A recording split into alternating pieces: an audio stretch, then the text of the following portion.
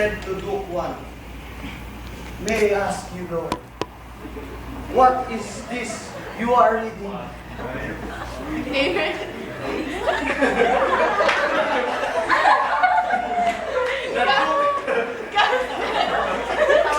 The Luke said, the experts, the authorities. And then asked, alive or dead? Dead a long time. Then said the wheelwright, you are reading only the dirt they left behind. Then Duke replied, what do you know about it? You are only a wheelwright. You had better give me a good explanation, or else you must die.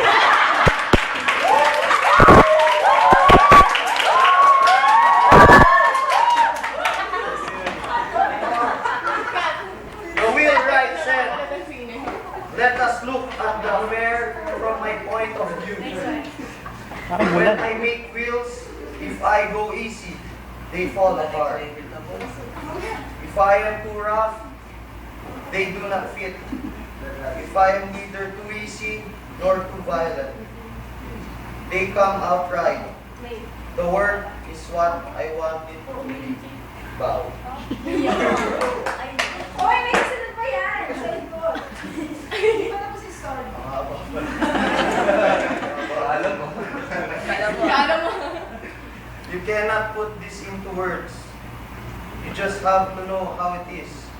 I cannot even tell my own son exactly how it is done. And my own son cannot learn from me.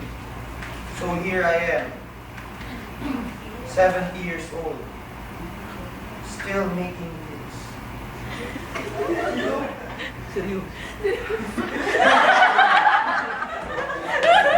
The men of old took all they really knew with them to the grave.